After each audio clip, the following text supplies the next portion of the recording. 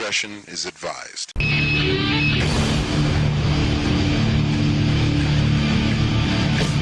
There's no limits to the Suplexes in this city.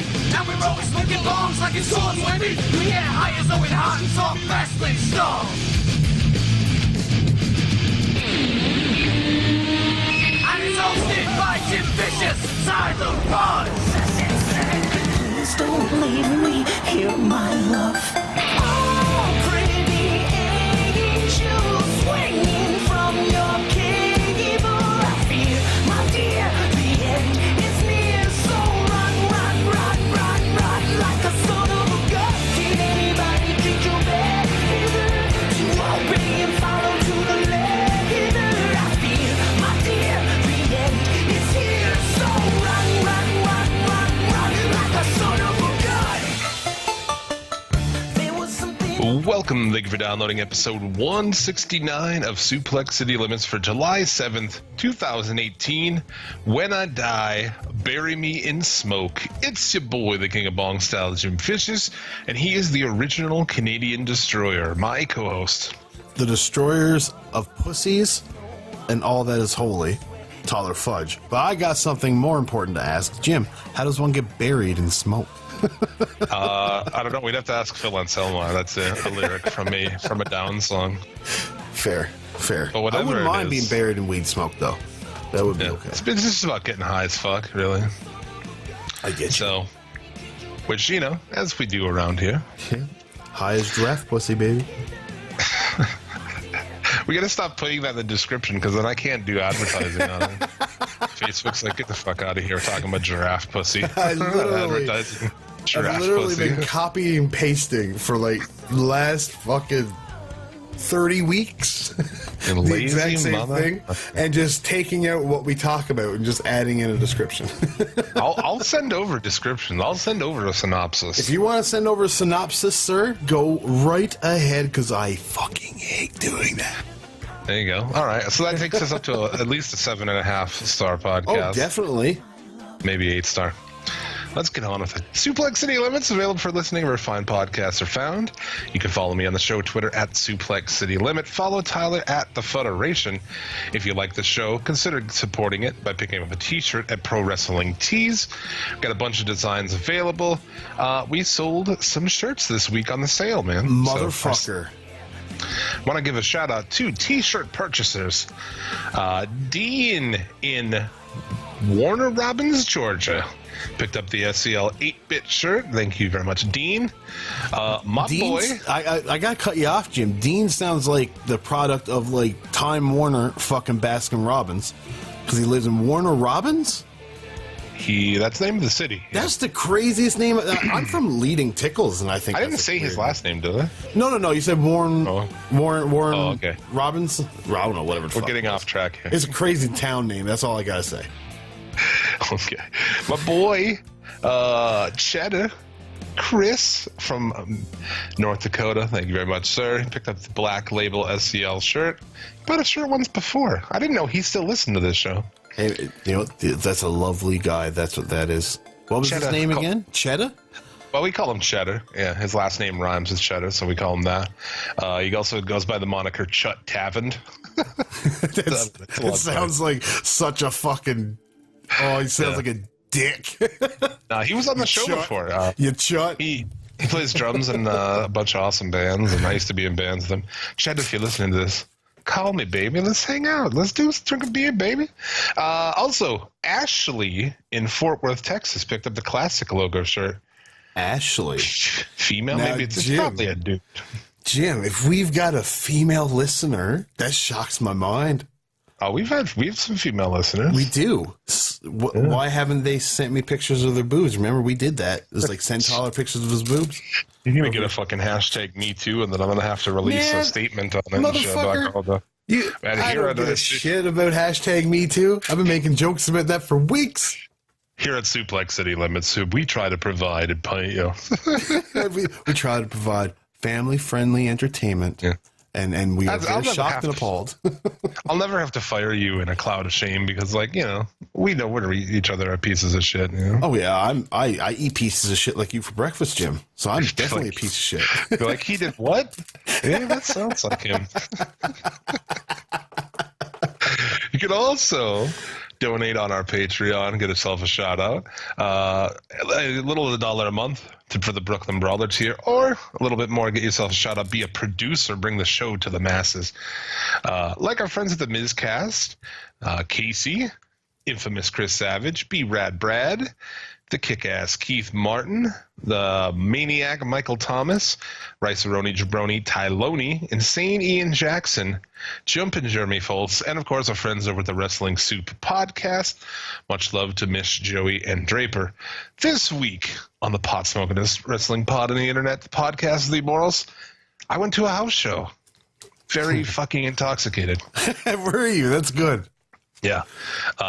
We recap some Ring of Honor Best in the World. We watched 205 Live. I watched all of Impact. We We got Lucha Underground. We got Jared's Hot Takes. We've got Mark Tank. Holy and shit. preview the G1 special. Oh, yeah. Which is tomorrow. Yeah. There's too much fucking wrestling to It keep up is. with. It is too much wrestling. Suplex City Limits almost needs sideshows. Yeah. We need somebody just to do shows for us. We do, and we just be the flagship. The ship, The mothership, baby. if you will. All right. Enough of shit. Those guys that hate the banter are just hanging from their ceilings right now. Just like, fuck. Enough with the shitty Dusty Rhodes impressions. Let's get to this week's SCL Top 3. Suplex City Limits Top 3.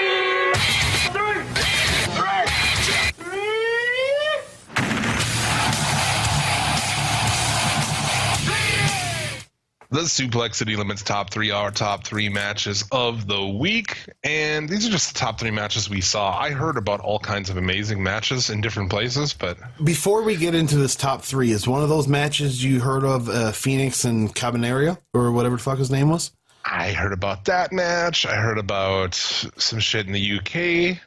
What was in the Suzuki? UK that you was? Oh, Rev Pro. I don't know. It's like Suzuki and Was it Zack Sabre Jr.? yeah, Zack Sabre That's Jr. that's Rev Pro. They're tag team champions there. Oh yeah. There's too much to watch. There So is. these are just the top 3 matches that we watched. Yes, we got to preface that this week, which is crazy. And what do you think is the best match of the week? Well, we I don't want- usually rank these motherfuckers, do Well, I we? mean, we don't, but I think the Young Bucks and the Briscoes is probably my favorite match of the week. Yeah. Yeah, from Ring of Honor Best in the World. That was so much fun. That was so much fun. I thought it was just fantastic. You know, like you got the heavyweight Bucks against the Briscoes, and the Briscoes turn at the end of it. I thought was great. The SCU turn at the end of it. There's so many turns. Yeah, very crazy. weird, right? Yeah, like I fully thought that after Christopher Daniels attacked one of the Briscoes, anyways, I thought he was just going to go right around and just hammer the Young Bucks with the chair. Yeah, didn't do it. So I'm not sure where they're going to go with that. Yeah. It'd be interesting. Yeah, I really enjoyed that match. Just fucking, you've seen it a million times. Well, maybe not a million times, but we've seen it a bunch of times, and it's just awesome every time. I watch those guys wrestle every week. I don't even give a shit. Oh yeah, no, fuck that. I don't care. Yeah, very fantastic. What else we got? You can't talk about a top 3 without talking about Mustafa Ali and Buddy Murphy, Dude. because those guys pulled out all the stops in front of a what was dead crowd that turned into a vocal minority crowd. Dude, they just went out there and like, we're going to beat the piss out of each other and do every fucking crazy spot until these motherfuckers do something. Yeah. They did a goddamn superplex to the floor. Yeah, dude. Like, who the mean, fuck that- is crazy enough to do that? That spot off the stairs, like the stairs, the base of the stairs vertically, doing a fucking superplex off that? Yeah. The fuck? That's crazy shit, man. I've never seen anybody do anything off the stairs like that. I'm not saying it hasn't been done. I'm just saying I don't recall it. No, I thought Buddy Murphy has come a long way from being just one half of the ass fuck twins. Yeah. Yeah, that Spanish fly too. So Ali goes from the floor up to the table onto the barricade in one just whoop, He's and then fantastic, Spanish too. flies off of it onto the fucking announce desk. Doesn't even get close to breaking.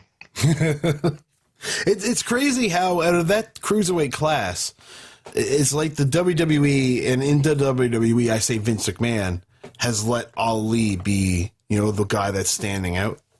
Because everywhere you look, Ali's the one that's like, he's having the great match. That bucktooth motherfucker that used to look like a Starbucks cup is the best one they got. Like, that blows my fucking mind. And now you look at him, he's handsome because he's got longer hair. It somehow changed everything. And now he's got this glacier outfit, and he's the bomb. He's got DJZ's fucking headpiece on. Yeah. Yeah, slash fucking whatever the name is. Yeah, I thought it was really good, man. And Ali, they're calling him the heart of 205 Live. See? Yeah. And he won't quit, dude. He gets tied up in the ropes. It's like knee shot after knee shot. And like, well, certainly this is the end.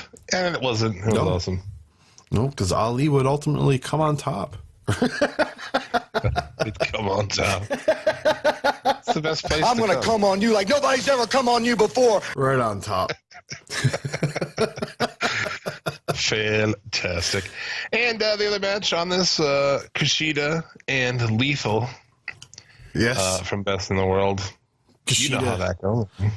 Really good. I didn't see the match, but I mean, I know just by hearing those two names together that it was a good match. Too bad Taylor Hendricks doesn't think so. Oh, fuck. We'll get into that shit later on. But it's pretty good. Kushida would not shake his hand. So, like, Kushida was working heel here, kind of. It's weird. I wonder if that's just because they're in America. I wonder. Yeah. Well, I suppose somebody has to do it. But, yeah, in this match, too, really good just technical match as far as, everything looking pretty good. But Cole at one point says Lethal kicks Kushida in the leg, knocks him down. And Cole says that Lethal kicked Kushida's leg out from under his leg. And I was like, oh. Yes. Like Colt Cabana. Colt Cabana is a great color commentator. It's pretty good. Yeah. It's pretty good. Yeah, I wouldn't say he's, or I wouldn't say he's a good announcer, you know what I mean, as a play-by-play. But when he's come to just throw his Jesse Ventura bits, he's perfect. Yeah, definitely. And this, the Lethal comes out on top, and he then wins their series. He won 2 matches. Kushida won 1, so really good shit there. Yes. And there's a bunch of other great matches this week we'll talk about later on. So that is this week's top 3. That's the top. From there, what do you want? From there, you've already teased it. Yeah, let's. You've got the tip of my dick in. Now I just want to feel that warmth embrace on the shaft and go balls deep, just like Klondike Bill. So tell me about your house show. We almost had a special guest for the house show, Rando Commando. Almost came by, but he went to a baseball game tonight. We were supposed to, because it's hard to get. Loser. Well, no, we didn't know that we were recording tonight because we never decide. People are like, when are you recording this week? I'm like, Friday, Saturday. It's one of those days. Yeah, because we don't really ever decide because we're both too stoned and agreeable. It's like, when are you going? Whatever you want, man. No, man, whatever you want, man. See, that's the problem. We're both that guy from Half Baked. We're both that guy. So I don't care, man. We need some Cheetos. WWE Live house show that I went to. Was it the SummerSlam tour or whatever? The SummerSlam Sizzler series. No, I don't know. What a they call it the fucking name. SummerSlam something or other. I had comp tickets. I actually got 2 sets of comp tickets, so I did a little Facebook giveaway on my personal Facebook. Obviously, I wasn't going to do it on anywhere else because you're not from here. Yeah, you got to be from North Dakota, or else I would have gotten them, bitch.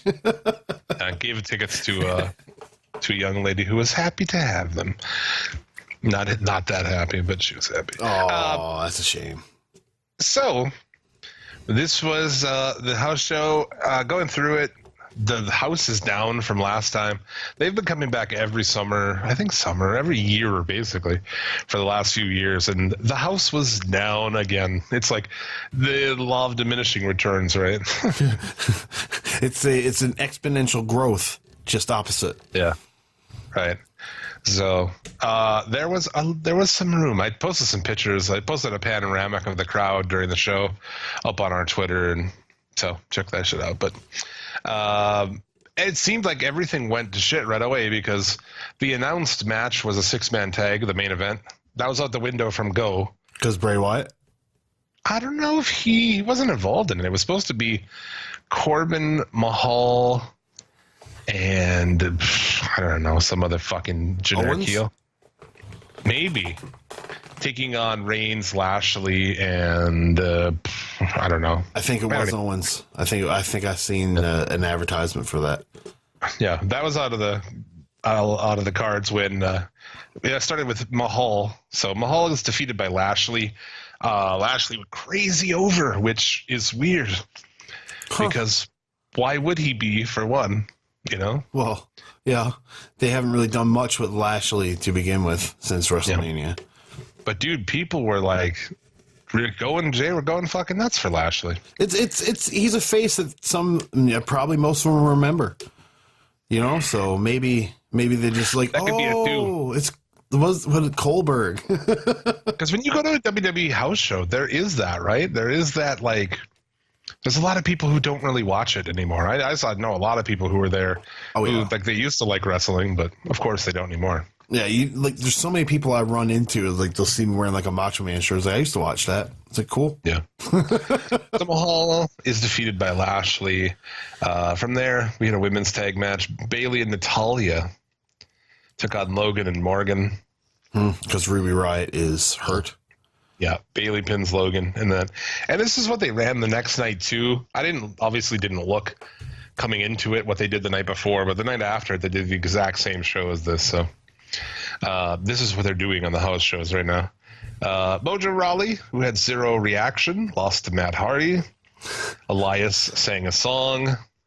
Did he have a match? Really, he did. Elias and Corporate Corbin took on Rude and Strowman. Rude and Strowman. Yeah. What, like Strowman just like some good fellow guy now? He just tags with everybody?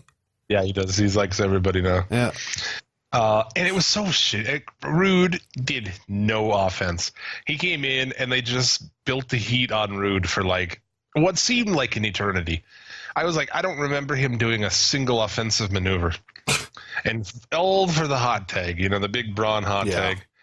And he was in, but honestly, I don't know if it was because like Lashley was in the first thing out and the crowd was more like, not beaten down by a shitty women's tag match, but he wasn't as over to me really as Lashley was. I don't know.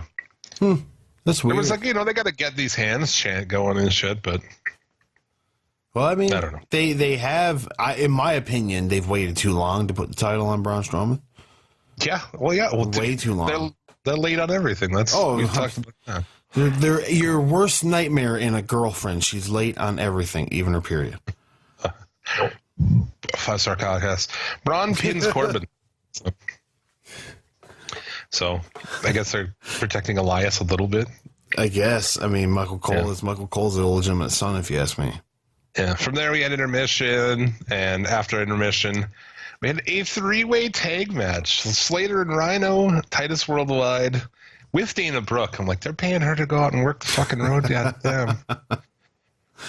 Versus AOP, who actually AOP got a really good reaction on this house show. Yeah. Good. I was surprised. I'm happy about that. I mean, it wasn't like huge, but they got a pretty good pop when they came out. I mean, out of those 3 teams, if you saved AOP as the last entrance, you just look at them and they just look like stars compared to Heath Slater and Rhino and then Titus Worldwide. It's like, who else? You know what I mean? Like, you look at it, it's like, who am I going to cheer for? The cool guys. You know who was one of the most over people on the entire fucking show? I'm going to go out on a limb and say, no way, Jose. No, he wasn't even on the show. Oh. Rhino. The crowd loved Rhino. EC Dub chants, Rhino chants. Dude, like, the crowd fucking was into Rhino. That's so crazy. Rhino. I know. Yeah. Yeah, I think just because another one, right? He's a guy who a lot of the dudes who are there who don't watch wrestling they anymore remember him. because WWE is corny as my shit on the 5th of July. And it's also, they're probably not aware, like, hey, there's all this other awesome wrestling out there, Yeah. So he was a guy they knew. Sasha Banks was defeated by Alexa Bliss. And, I wanted to talk about this. So Bliss comes out, hair in a ponytail, with, like, dude, barely any makeup on. She looks like she just woke up. And she wrestles the entire match in a shirt. Yeah, she's been doing that a lot lately, wrestling the match in a shirt. I don't know why. Bitch, you paid money for big fake tits. What are you doing? I know, right? It's like, I got to wear my shirt so that people will buy it. It's like, the people that are going to buy a shirt aren't going to buy it because you were wearing it. They're going to buy it because they've seen it. You know what I mean? Like, on the stand. Yeah. Bliss retains, roll up with the tights. Interesting, too, Bailey was still super, like, baby face. Sasha came out kind of half and half, man. Well, you can't blame them. Sasha's acting like the baby face on TV. Bailey's acting like the heel. While Bailey is the baby face and Sasha is the heel. It's no wonder they're of course they're backwards on. I don't know what they're trying to do. I don't know what the WWE's like. What is their angle? What are they trying to do? Are they trying to make Bailey heel or not? I don't know. Oh, they don't People care. don't think she is, obviously. They don't care anymore. They're just going to do what they want. That's why Carmella's champion. That's why everybody that, nobody you care about is being pushed because it doesn't matter no more. Yeah. And the 7th match, which was the main event, Ziggler and McIntyre took on Rollins and Roman Reigns. And this must be one of those smart cities that they're always talking about, because the crowd killed Reigns on his way out. Like, there were people cheering, but I'd say, dude, at least 75% boos for Roman Reigns. Just ruined some poor kid's night. Yeah. He's there cheering. And then all the boos just looks around. It's like, what? Why? Yeah. Why are you booing? Yeah. I love Roman. Oh, This kid, like, not far ahead of us. And he was really, I didn't talk to him or anything, but he was really nice. And he had Down syndrome, I imagine, from what I could tell. And he's just this nice kid, and he was wearing a Roman Reigns shirt. He was so into Reigns, and I was like, I hate to do it to you, bud, but I gotta fucking do it. I gotta boo really hard. I gotta fucking boo the shit out of this man. So, what are you gonna do? Just fucking playing spoiler. Good. I love that. I was like, fuck you, you prick. Roman Reigns sucks, but I was, I'm gonna boo. Anyway, yeah, they fucking hated Roman so much that they were chanting "Let's go Ziggler." Not even fucking joking, dude. Not even joking. Yes. Fucking poor old McIntyre, man. Yeah, right. And too, with this, it was interesting because you could see how the hot tag shit came to be in pro wrestling, right? Because they hated Reigns, man. The crowd did not like Reigns the whole way through. No, but you get the heat on Rollins. You get the heat on Rollins, and it worked perfectly, because by the time Reigns got the fucking tag, the crowd was cheering him. They'd have cheered Hitler coming in to save fucking Rollins, probably, but yeah, Rollins. Everybody loves Rollins. But I mean, that just further backs up the point, man. Wrestling fans are just dumb. It's just dumb, man. Yeah. But yeah, burn it down chance. Crowd really into Rollins, of course. He's the guy who, I mean, right now, I feel like he just put it on him. I'm not even a big Rollins guy, but he's the most over dude on the show, so what the fuck? Where I come from, that's the dude you put the belt on. It's to me, I agree completely, but we're not in one of those worlds. WWE does not care, like we just said. So, some pics on the T-shirt front. I saw one of my homies there. He was wearing a fucking Iron Sheik shirt, which was like, that's probably my favorite shirt of the whole show. What Iron Sheik, what? Paint me a picture with words of this Iron Sheik shirt, because I've never seen an Iron Sheik T-shirt ever. Yeah, it's a new one that he did recently. It's just Iron Sheik, with the fucking one finger in the air in front of the flag and shit. Okay. Badass. That was my favorite shirt. I had a top 3 for shirts. Number 2, the people who sat next to me, there's this hot broad in a Eric Cannon shirt. And I was like, nice. Good call. You should have snuck a picture. for good old Tyler Fudge here. That's creepy as fuck, Klondike Bill. Klondike Tyler. Now oh no, somebody's going to compare me to fucking Disco Inferno. Because Disco Inferno said send them pictures of hot chicks at wrestling shows, and now I'm that guy. Fuck. Oh, me too. Fuck. That's just like the cuck bullshit fandom. Like this whole week has been like, I can't take it with the white knight, safe space dwelling pussy wrestling fans. I can't fucking do it anymore. No, I don't. I stay away from them. That's why this has to be a haven for the anti of that, right? I think that's what it is. Where men can talk like men were able to talk at one time. And women are where they need to be. Wow. Oh, shut up. No, I'm just joking. I just soon blow my brains out. That's not what I meant to play, but the button next to it is this. That's insensitive. There you go. So that was my WWE house show experience. So I thought it was meh, I thought it was all right. It was no bullshit. It was just, other than Elias, it was just match. Yeah. No promos. No. Which I thought was super fucking weird. Yeah, the house shows I've went to, there hasn't been many promos. Isn't that the time to let them figure that out? Well, I mean, you think, but I don't know. It's like they want to keep those shows, as tight to 2 hours as they can. 2.5 Another 3 hour hours. show. Oh, yours? Oh, I've been to 2 house shows recently, and by recently I mean like over the last 3 years, and they both ran roughly 2.5, but maybe they just don't want to take the trek up. This was like 2:45 or something. Okay, so yeah, maybe it was roughly the same time. Dude, I was good to go on that. I was like, thank you, fuck you, bye. Yeah, I love that time frame for a live show. Yeah. And dude, like the seats were, it's like uncomfortable. I'm fat. I'm old. I'm like, I was ready to get the hell out of there. So did you bring Mrs. Vicious? I did. What was her consensus on all this? Because that's actually the true, this. She wasn't as into it, man, as when we went before. But to be fair, the first time we went was her first show. Yeah. And we were on the floor. We were like really close. We were like row 6 or 7 or something. This time we were like up.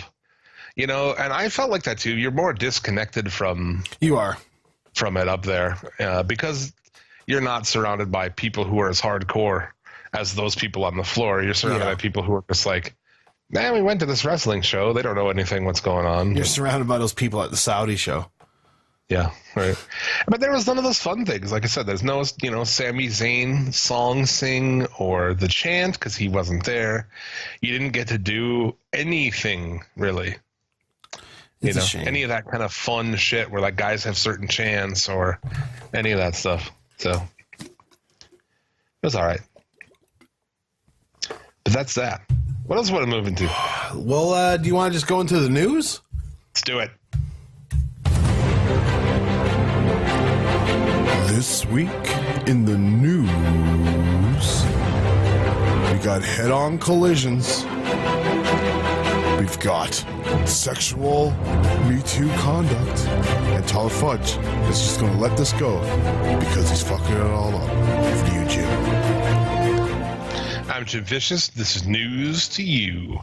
Let's talk about, what do you want to talk about first? Do you want to talk about the Jay Lethal thing? It's just like, this is even fucking necessary to talk about. It's, well, like,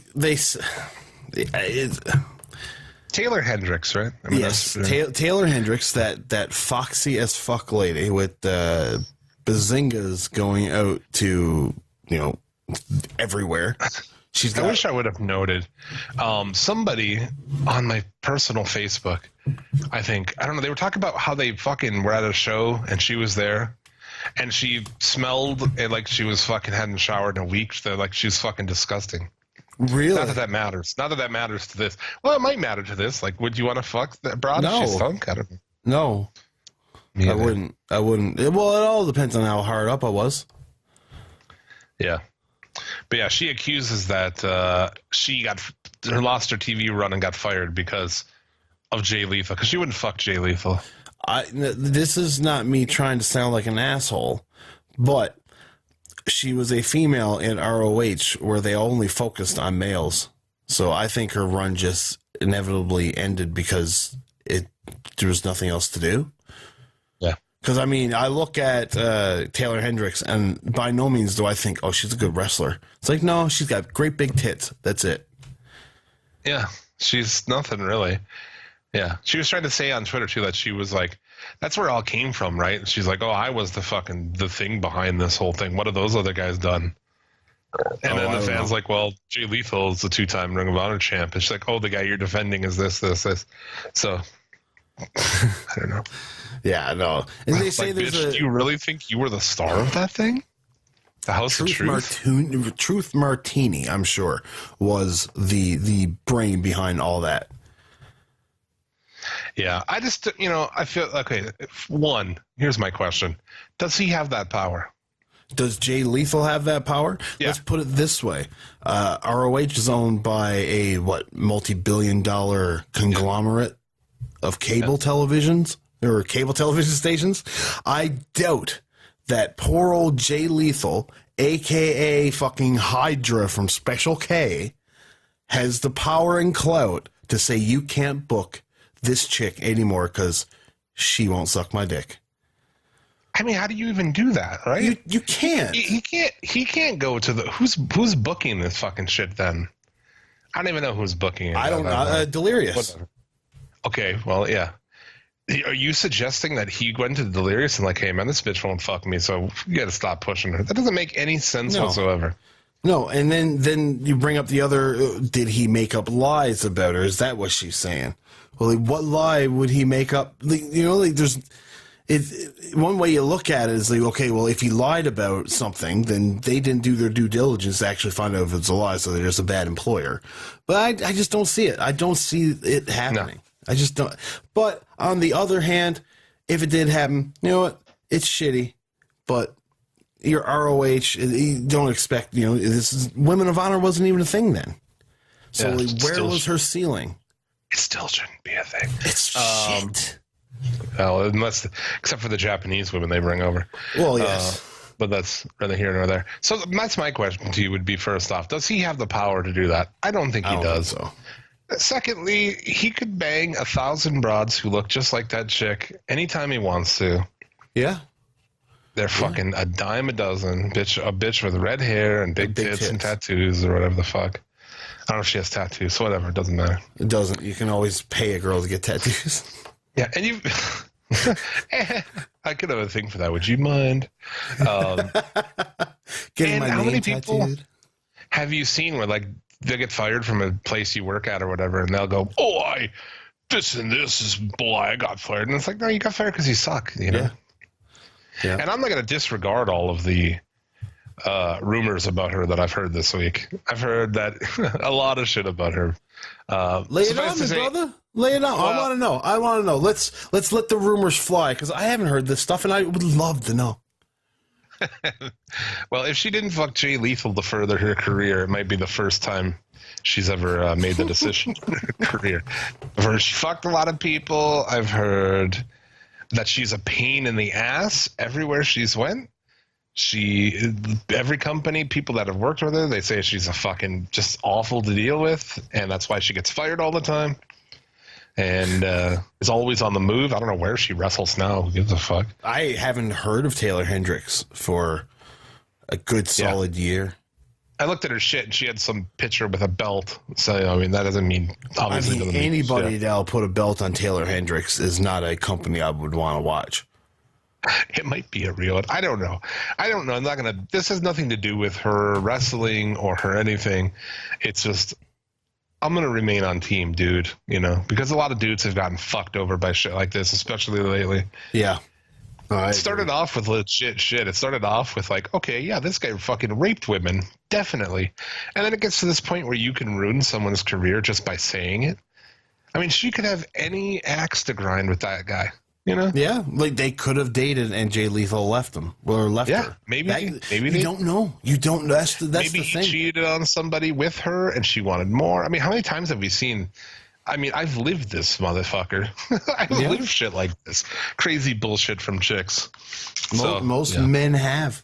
That's the crazy thing about it. And then they wonder why they're cynical.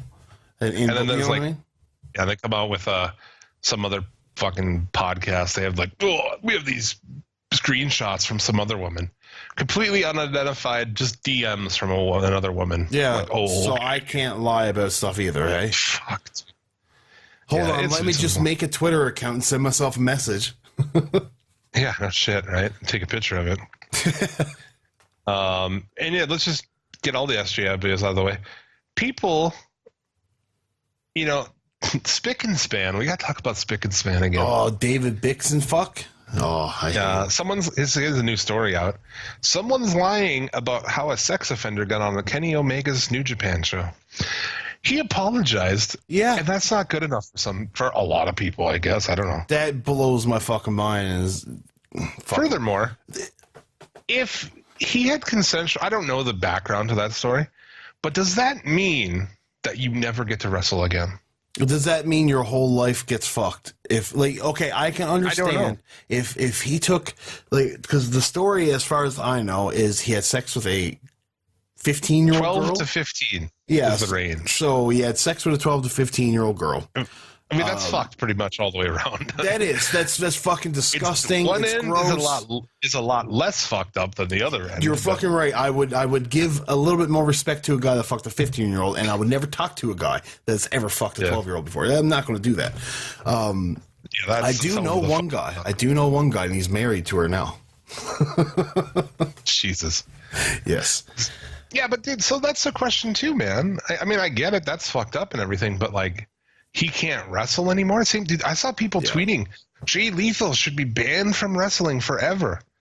Yeah, it's just not how the world works. And these people need to realize how the world works, because, and we say it like there's a lot of them doing it. I don't think there's a lot of them doing it. It's just the people that really want to get this across are vocal as fuck, and they could all just eat a bag of dicks. And I hope your dog gets raped in a fire. Go fuck yourself. Fire.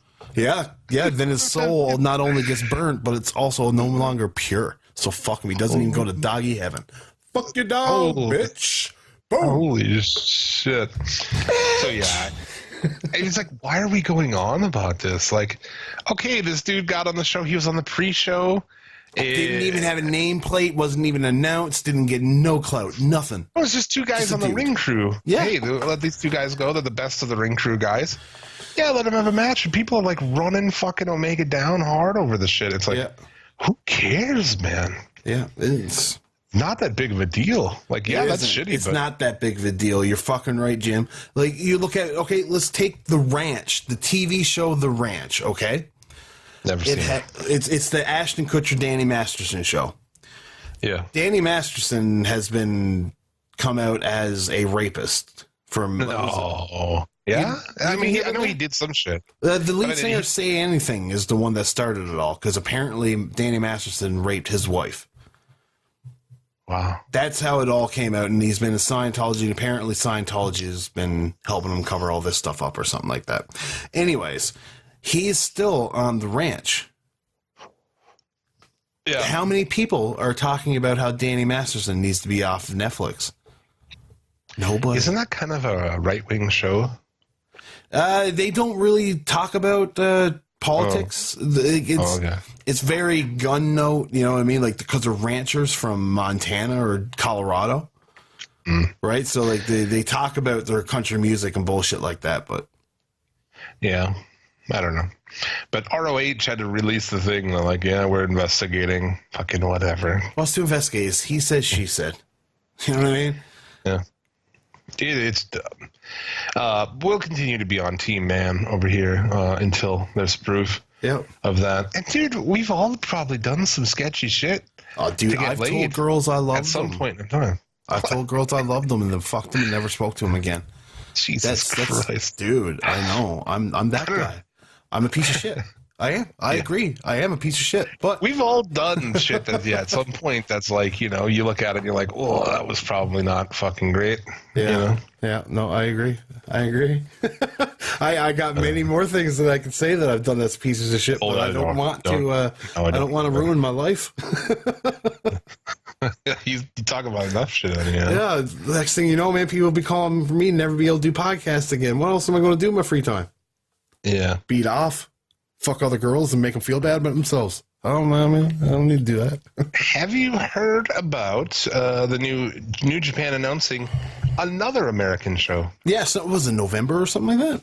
The Long Beach Walter Pyramid. That's the host of the Strong Style Evolved show. Yes. They'll be doing Fighting Spirit Unleashed on September 30th. Maybe you should get an English guy to start naming these shows. Fighting Spirit Unleashed. I like that. I think that's sweet. Fair enough. It sounds Japanese and fucking It sounds awesome. so Japanese. Fighting Spirit Unleashed. They're also doing 2 specials with their Young Lion roster. Yeah. Okay. November 10th and 11th in Anaheim. Really? Do they expect to sell tickets for that? Not sure where that's going to be at. Oh, those dates will be branded the Lions Break Project and take place at Chara Expo USA, a gaming convention put on by New Japan parent company Bushi Road. And where is this? Is this in Anaheim Convention Center? I would imagine there's going to be a lot of the New Japan Dojo guys from the States there. Yeah, that's what it is. Yeah. Oh, okay. So it's not just like the Japanese young lions. No, it says the cream of the crop.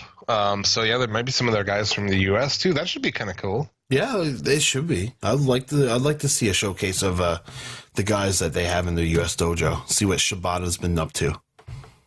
We kind of talked about Ring of Honor earlier. They didn't change the title on that show, but they did the next day. Yes, that's the weirdest thing. It's like there's got to be some kind of pull about Cody not having that title. Yeah, which then brings into question All In is it's only him against Magnus if he's got the ROH title. So like, what the fuck's going on? Yeah, the best in the world main event was Skrull, Rhodes, and Castle. Mainly just Skrull and Rhodes. Yeah, because Castle's fucked. Yeah, he's they had everything in this, man. I mean, powder, ref bumps, and Nick Aldis did the interference, and I mean, it was the whole thing. But Castle retained, and then the next night, at like what was originally a TV taping, it turned into an Honor Club thing. Lethal won the belt back, which even before this Hendricks girl made accusations at him, there was a lot of people who were really unhappy with the fact that Lethal is champion again. Yeah, no, like I quickly learned that there's a very thin line between people that love Lethal and hate Lethal. I mean, it's just one of those things. I don't know who they want to be the champion there, but other than Skrull or Cody, who else do you have other than Lethal? Nobody. Fucking Matt Taven? You get the fuck out of here. Fuck the kingdom. He's the next guy in line. If you look at who they have, it's like, that's it. So Lethal is a guy who, you can put it on him. There's going to be a transition, I'm sure. Yeah, of course. I don't know. I didn't know why everybody was all fucking... Yeah, and sure, I can understand if you say Lethal as a character is a little bland. I can understand that. Because as Jay Lethal, the babyface, there's nothing in it that really blows my mind. But in ring, he's really good. So you're watching ROH, you should know what you're watching, and therefore, Yeah. Is every company supposed to cater to you? No, not really. Yeah. It would be nice if they did. Just a couple of quick stories. Chuck Liddell and Tito Ortiz are fighting for Oscar De La Hoya's new promotion coming up. Yes, Golden Boy MMA. Yeah. Liddell's 48. He last fought 8 years ago in a loss to Rich Franklin. His third straight defeat. Yep. Great. Coming back out of retirement for his fourth. Yeah, boy. I don't know. Hopefully we can. Hopefully he'll knock out Ortiz. I don't see people paying for that though. I wouldn't. No, I would not pay for that. If that was a Bellator show on Fox or something, yeah. I'd watch it for sure. I'd be down. It feels like it should be a Bellator. Oh yeah, Freak Show City. I got one or two things to point out to you. Did you notice how low the New Japan World numbers are? Were you as shocked as I was to see that number? I haven't seen the number. What is it? Okay, well, how many subscribers do you think New Japan World has compared to WWE's 1.8 million? God. 50,000? Okay, well, fair enough. 100. That's worldwide. There's 100,000, 40,000. This is shocking though. 40,000 out of the 100,000 are from outside of Japan. And I was like, holy fuck! Over almost half of New Japan's fan base are outside of Japan. Weird. Yeah, it is weird. That and did you see the World of Sport trailer that they released? I did not. It's fucking dope, dude. You should check it out. It's fucking great. It's like it almost has a Lucha Underground feel. But like I'm sure World of Sport won't have a Lucha Underground feel, but the trailer does. Very well done. It's pretty cool. The Ascension ended their fucking fantastic losing streak. They picked up a win on main event over Slater and Rhino. Seriously. This is their first win since February 8th, 2016. What? Yes, sir. That is unbelievable. Wow. Can you imagine? They've been being paid for that. Yeah. You imagine like that's what you do every day. You go out and you just I fucking they must hate their lives, dude. Fucking hell. They must hate their lives, dude. Wouldn't you? Yeah, I would. What you do is like you gotta paint this. I gotta put all this paint on just to go get fucking like made to look like a clown. Yeah. But on the upside, bodies take no beating whatsoever. Because it's just like true. Lay down, take the pin, done. Yeah, Bray Wyatt injured in a car accident. Yep. Apparently, he was. He got. They put in the report that he was. It's his fault. He was driving recklessly and wasn't paying attention to the road and went head on to the rear end of another guy. That car then went into the other side of the road, hit somebody oncoming. Good job, Bray Wyatt. Good job. Wow, that's shitty. Yeah. Yeah. And there's an article on Forbes about Daniel Bryan. Really? What about? And how he may be leaving. I guess his deal is up like September 1st, yes, according to this article. Yes. And they still haven't re-signed. I fucking hope he leaves. A part of me does too. This whole shtick that they got going on in the WWE is abysmal for him. Did you hear the interview or did we talk about this last week where Daniel Bryan had the interview with some guys over in the UK? We touched on it, but yeah, we did. I did watch the whole thing, and he seems like this is even older. This is when he was still working with Cass, but he's talking about how he's missing all this shit. He's working way too many dates. He didn't want to work this many dates. Yeah. I feel like he could leave. He might, man. And you know what? It'll be a great thing for indie wrestling. It'll be a great thing for New Japan coming to the States. He's good. Dude, he's made enough fucking money, and his wife, and money doesn't even. He's like, he lives in a modest home, dude. He doesn't lives in even wear shoes. Come on. Yeah. So I think he's good with money. I say give something back to fucking wrestling. He could help. He could really help, like New Japan or Ring of Honor or both. If they really wanted to have a US division, Daniel Bryan is the top face, in my opinion, to spearhead that and fucking bring it up to just a good size level in America. I think it would be awesome. And the matches that he could have. Yeah. Imagine the matches. Yeah. Oh, even just like Daniel Bryan and Hangman Page. I would love to see that match. Yeah. You know? Skrull. Can you imagine the story they would tell with Skrull going around with the British style, you know, the roll-ups and just the submissions? I think it would be a great story. Yeah. Oh, dude, I'm with you. I hope he fucking leaves. I hope he leaves. And on the other hand, though, it would scare me to see him go to New Japan getting punched in the face. I mean, you can go there and do it fucking safely. Jericho works there safely. That's right. That's true. I agree. Ish. Yeah, well, I mean, we'll take a couple of weird bumps, but for the most part, it's pretty safe. That's all the news I got. Yeah, no, I got. Apparently, Hardy's been injured since like May 17th. Jeff Hardy. Jeff Hardy, really? Yeah. He got injured in a match, and he's been working ever since. It's let's see here. Let me get it. Hardy suffered a leg injury while doing his entrance at the May 17th SmackDown Live tapings in a dark match against The Miz. And then Hardy's also dealing with numbness in his fingers because of a nerve injury. Explain to me why a guy his age with as many miles on him is working dark matches. I don't know. What the fuck are you even doing? What are you even doing? Apparently, he hasn't been doing the Swanton Bomb only on TV because it hurts him too much. Why don't they take it off him? Right? Get him to do something else. Yeah, this week, another week. I went through it last week, but here's another week in Almas not being on the show. It blows my mind. Yeah. Have Almas is the opponent for the Open Challenge. He wins the U.S. title. He goes on a fucking run, talks about changing it, it's going to be the fucking Mexican title. Yeah. And all this shit. It would be fantastic. It would. And then you could even do like Brian and Almas for the U.S.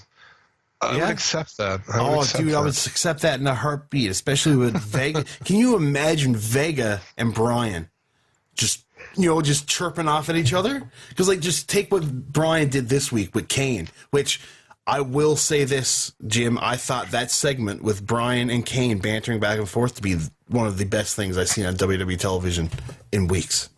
Because it was too, though. Yeah, it was good. It was fucking great. If you had him doing that with Vega, I think you'd have a fantastic build going on. The you tried to abduct my wife thing, that was actually really well done. It was. Tried. I was like successful, so that makes it okay. That was fantastic. That's all the news I have.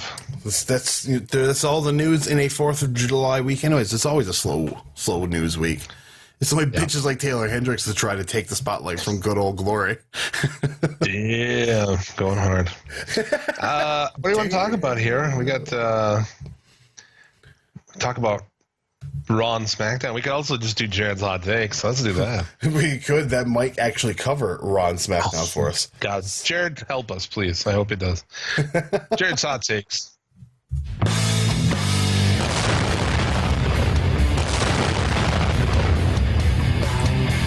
Jared's hot takes.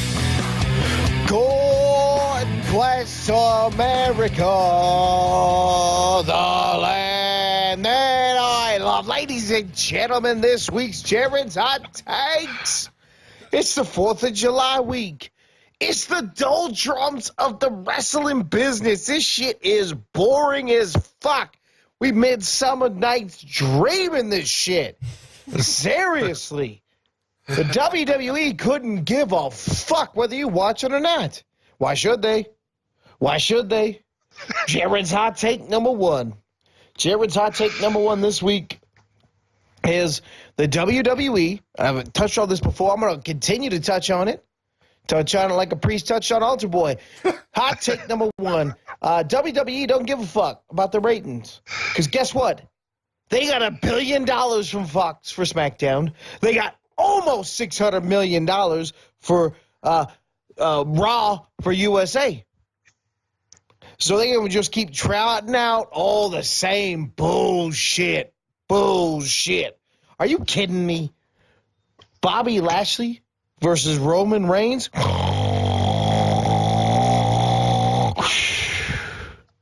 falling asleep like Bob. But. Bob, you're my best friend, Bob. You don't need to get involved in this. Bob, it's fine. No, I gotta respond. I've gotta, as you told me, the tweeter's a buzz. Bob, I'm trying to do my fucking hot takes here, man. You already hijacked my fucking hot takes last week.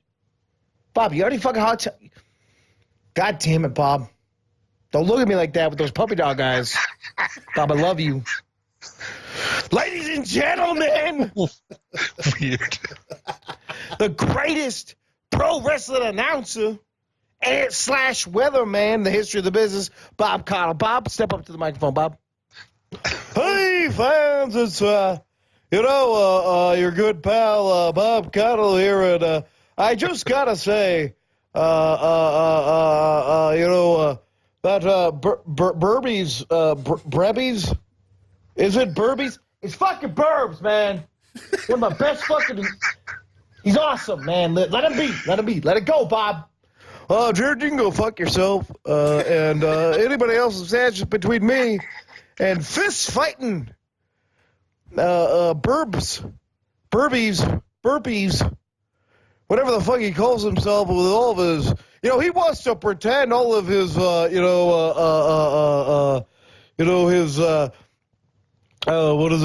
production value means shit. It doesn't mean shit, because wrestling used to be good when it was nitty gritty down in the dark, smoke-filled arenas. It was better then. Burbs is the WWE. Burbs shows up. He's got a whole lot of, he's got his whole, echo, and he plays clips from shows and shit, and he pretends like he's special that way. Truth be told, I'm the old wrestling way. I'm the old school way of doing things. Burbs, you want to fight me? Let's do this. I will whip the Bob Caudle cock out, and we can fucking fight. I will knock you out. I will fuck you up the ass. It's not even gay. It's a dominant thing. Bob, that ain't cool. It's 2018, Bob. You can't do that.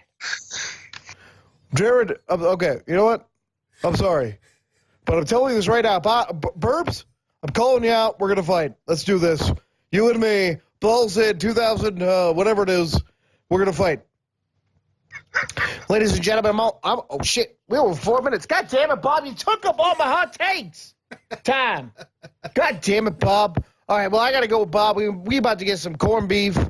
Hell yeah, we are. Bob, this is the second fucking show in a row. You hijacked shit from me.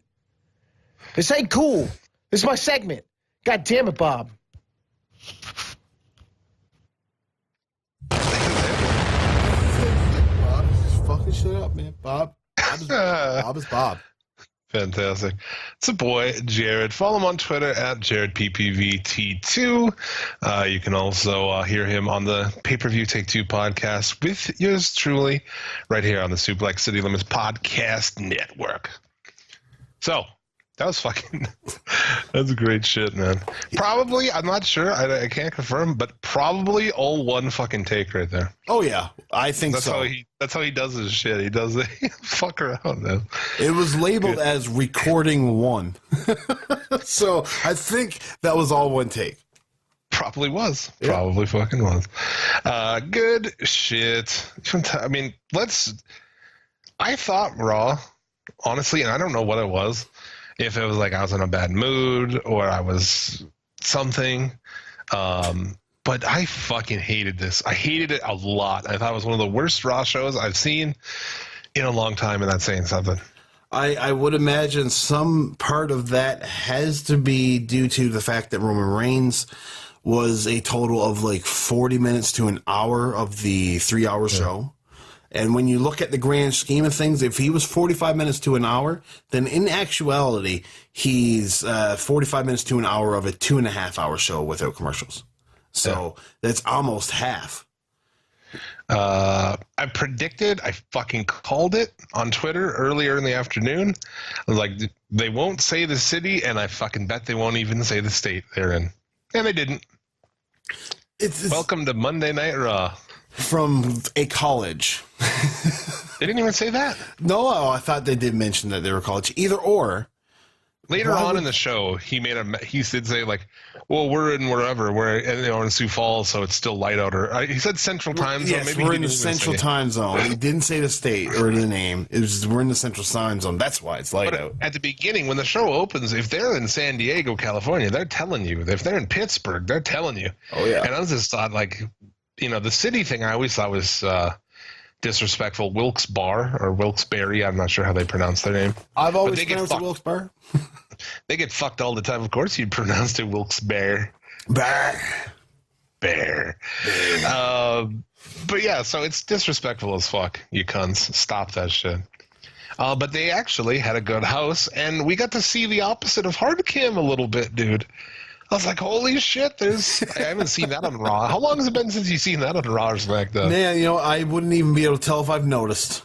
It's like I've been so disconnected from Raw and SmackDown over the last 2 months.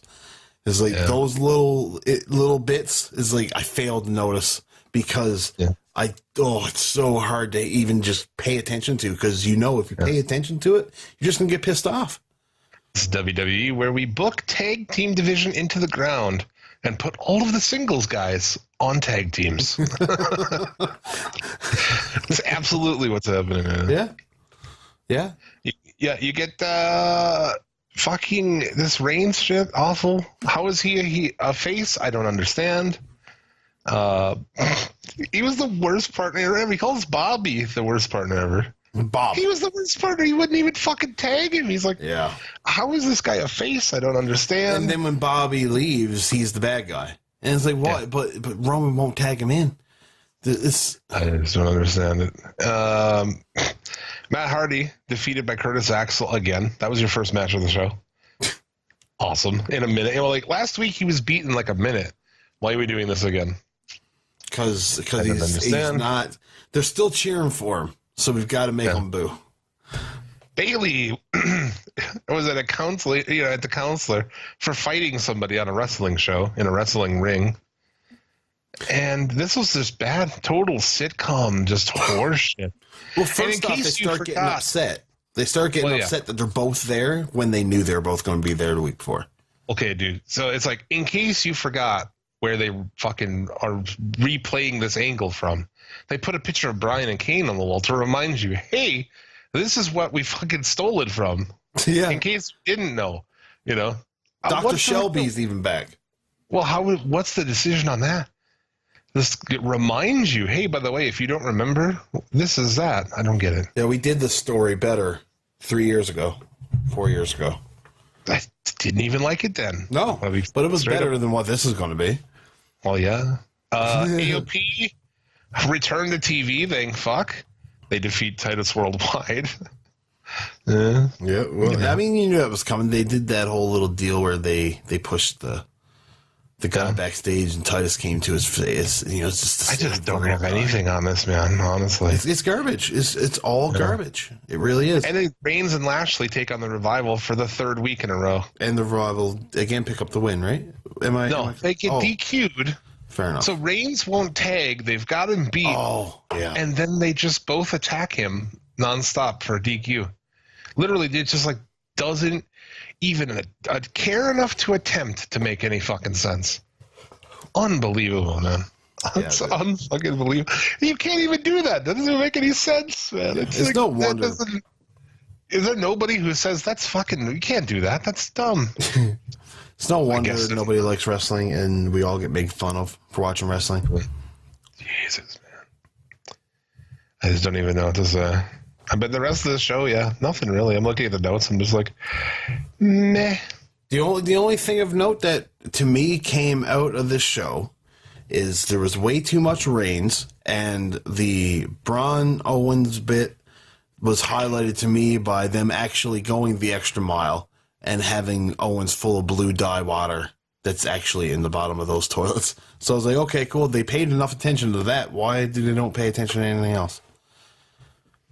I thought that was awful, though. Like Looney Tunes fucking bullshit. I mean, I get that. That's what WWE is going to do these days. I get that, but it's fucking like a big chunk of the show, and it's stupid. And that's the reason that mainstream people who don't know anything about wrestling, you say wrestling, they say it's shitty, and they know it's shitty and dumb because of WWE, because that's what they see on TV. Yeah. They're flipping through. They don't see great physical fucking match or something from somebody else. What they see some big guy knocking a fucking porta potty off of a thing, and some guy coming out covered in dye and shit. Yeah. It's fucking dumb. And this Looney Tunes shit. And you're a week out from a show,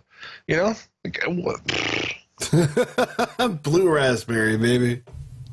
That's all I got, dude. Yeah, I agree. That's completely. What I had for Raw. I hated it so fucking much. Yeah, SmackDown didn't have much to live up to. That's for sure. Yeah, I mean it's nothing really. Hardy beats Miz clean. Yeah. Okay. I don't know. Hardy says that he's soaring with the Eagles and their convection currents. Sounds like he's got into someone's medicine cabinet again. Shit, dude. Did you guys forget to lock up the fucking medicine cabinet? I told you Jeff was coming over, and you can't leave anything out. You can't even leave out vitamins. He'll fucking eat all of them. Eat them all. Yeah. Put your pills in your pockets. Fill them with cotton so he doesn't hear him shake, because if he hears that, he's shaking you. If you fucking, it's gonna be all over you. I It's like, oh, I hate to go off on a tangent, but I was smoking a joint in a parking lot yesterday. And you see this old grizzly guy. He came out of the woodworks as soon as I lit it. And he starts walking across the parking lot. He's like, yes, he was Snoop Dogg and Half Baked. And he just came. Yeah. He came in and just, hey guys, can I have some of that? It's like, no, man. I just drove away. Dude. What do you give it to him? He's gonna fucking run away. I'm like, I don't want his fucking ass mouth on my fucking. No, man. Fuck out of here. I literally drove away to the other side of the parking lot and just parked there. Yeah, I was like, I'll see if he'll walk towards the car again, and he didn't. He just walked back into the bushes and gone. Back to the bushes, or as he calls it, home. Oh shit. From there, we had the New Day pancake eating thing, which we didn't even get. Oh, I didn't even watch that. I'm sick of New Day and pancakes. So yeah, the lights go out and Sanity attacks them. I seen that part. Because I don't know why. Because their entrance is too shitty with the camera cuts. Boom, boom, boom, boom, boom, boom. I fucking hate that song. Fucking hate it. It's I don't know. They're I don't think Sanity has much legs. Dude, they brought in like total shit. Yeah. I mean, just like everybody else, like Lashley and shit. Yeah. Yeah, I don't know. I heard it well put. Somebody talking about Lashley, you could have brought him in with all footage of his MMA, be like, hey, since this guy left, he's been fucking people up for legit. Yeah. Bring him in as an ass kicker. Don't have him talk. It was Joe Numbers from Wrestling Soup was talking about it. And I was like, wow, that's fucking exactly. They don't do that with anyone. They don't do anything right. Look how they brought in Almas. Look how they brought in, top to bottom, man. Yeah, it just seems that they're stuck in some kind of divot, and it's just anybody that comes up. It's like, why are you bringing them up if you got nothing for them? Like, why is Andrade Cien Almas coming up for after WrestleMania as a big call up, and has been on TV twice since WrestleMania? Twice. That's twice since what? April? And it's fucking July. And it was in the middle too, right? He debuted, and then he had like a month and a half of nothing, then 2, and then whatever, it's been 2 months of nothing. And let's not forget, the week of WrestleMania was just a video saying Andrade is coming, and that went on for like 2 weeks. Yeah, he's wrestling Sin Cara on like dark matches and shit. It doesn't make any sense. It's like, oh man, like where was this? We've promised us this match on TV for what feels like years. Oh, yeah. It negates everything you did in NXT. Yeah. You built this guy up. He was the champion. He comes off this great fucking stretch of matches. He's hot. People are into him. He had your match of the year. You bring him up and you fucking throw it away. Yeah. No, I don't.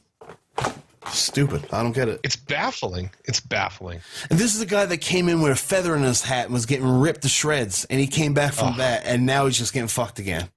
It's true. Yeah, he almost quit fucking NXT, man. Yeah. Very shitty. Ellsworth and Asuka to a draw. Asuka cannot. Got to protect Ellsworth, man. Got to keep him looking strong.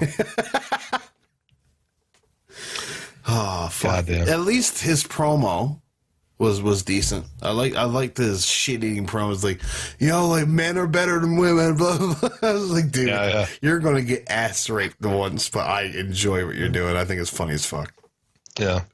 One of my other favorite things on this show was Rusev shaking. Yes, it really shows so not good that Rusev shaking, like when he does the Rusev Day and Rusev like shakes like crazy. It's the fucking hilarious. Or whatever. Fuck yeah. Oh my god, it gets me popped for real.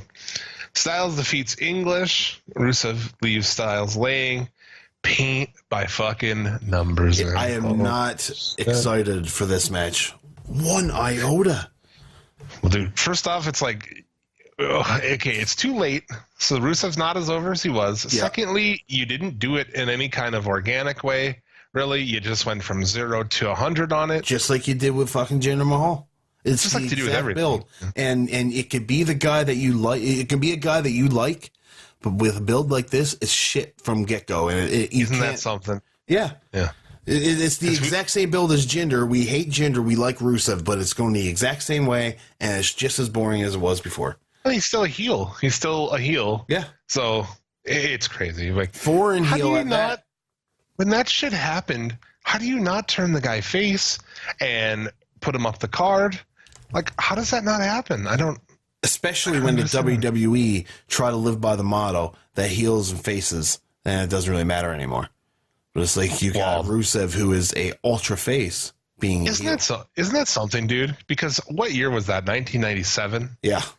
Or 98, where he's like, well, the idea of good guys versus bad guys has become passe. Yeah, you're the worst on it. You are the most. No wrestling company follows that more than them. Yeah, it's true. It's true. Cocksuckers. I fucking fuck these guys. I agree. Sucks. Fuck the WWE. Kane and Bryan defeat the Usos. The Bludgeon Brothers.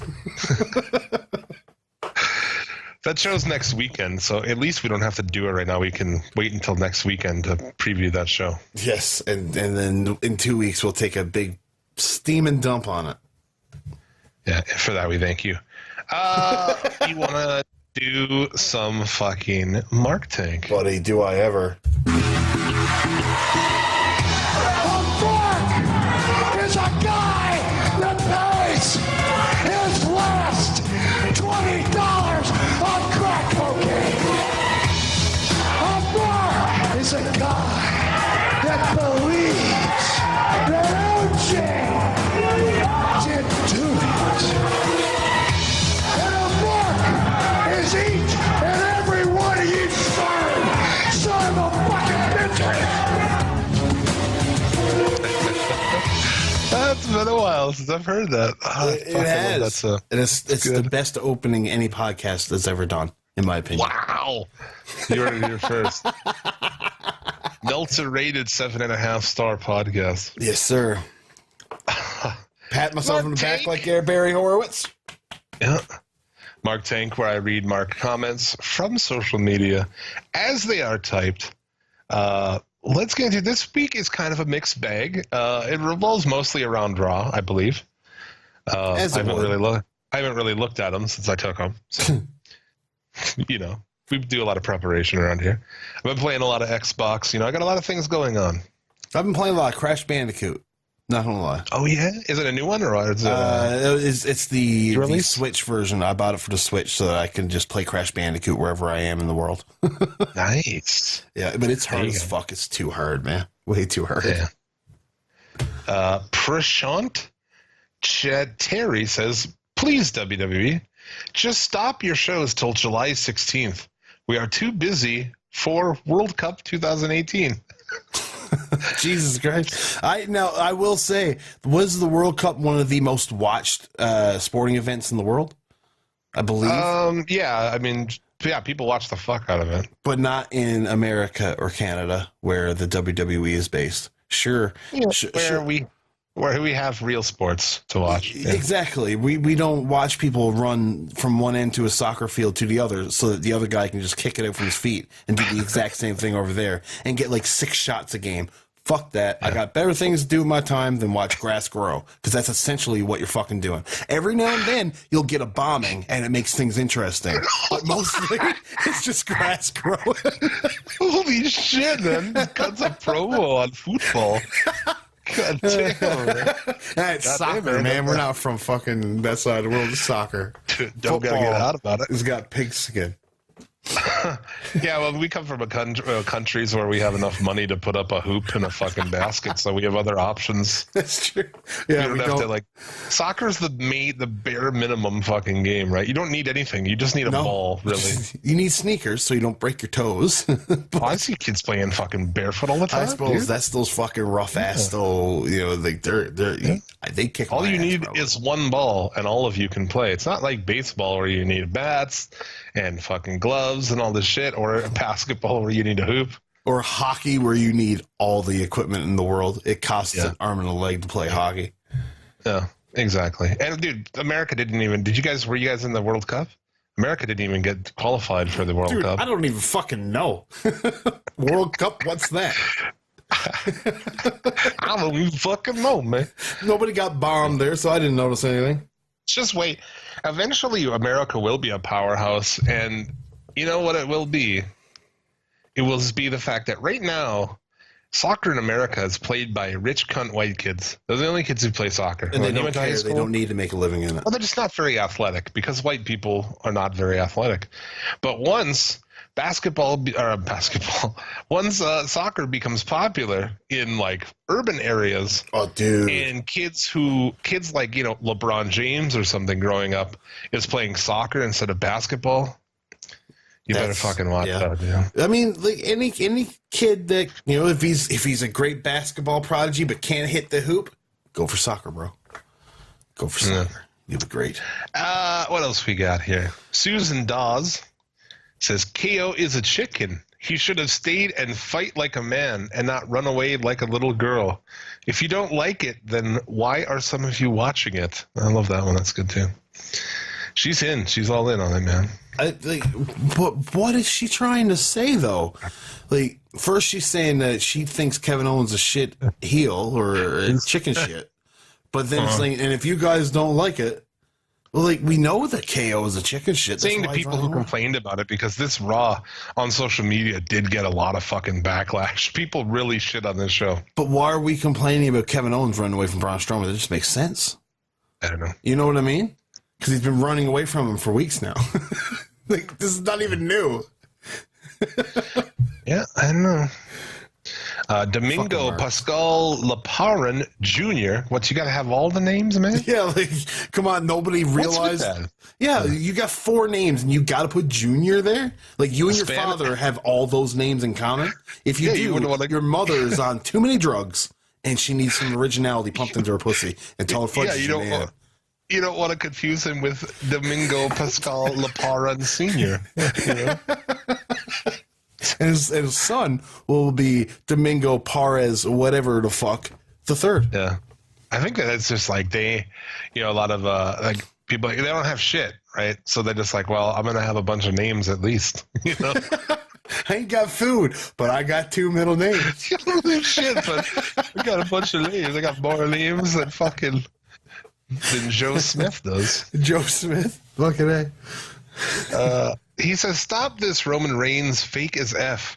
Look at the effing punch. Punching while holding the head, and the punch landed on his own hand. What a kid's fight then. Spear. Do it on UFC. Let's see your Superman punch. Your super fake man punch. I'd hate to take Roman Reigns' side, but if you look at 99% of wrestling moves, they don't work in UFC. They just don't. So why are you picking on a spear? Sean Newton says, Bobby Lashley, I hope Roman beat heel out of you because I don't like you. Roman And that's beating heels. HE''LL. Like he will. Bobby Lashley, I hope Roman beat heel of you because I don't like you. Well, I really hope that you get English classes, sir, and we meet again along down the road. Angela Rakes, Kurt needs to quit force Roman team up with Bobby Lashley and let Roman beat the hell right out of Lashley. Ship his bum back to the army. Ship his bum. Yeah, ship his bum. I don't know why I find that so funny, but ship his bum back to the army. Yeah. Calvin Stovall, you right, Bobby Lashley. Roman Reigns, he should have tagged you, is in the wrestling ring. Bobby Lashley, I think you should fight Brock Lesnar. Did he just say that he's Bobby Lashley? Let's try it again. There's no punctuation in here at all. So it's you right, Bobby Lashley, Roman Reigns. He should have tagged you in the wrestling ring. Bobby Lashley, I think you should fight Brock Lesnar. No wonder people don't respond to tweets. Because it's probably 90% of what the shit they get. Just half-retarded dumbwits sending them shit. That's what's going to... Daniel Austin says about Kevin Owens, now he looks like a Smurf and it's got blue. At least they're not brown turd on face. I don't know Braun don't now that talk like a girl. I don't know Braun don't now that talk like a girl. Because he did, right? He did like a he did a high pitched voice. He did. God damn. Anybody in there?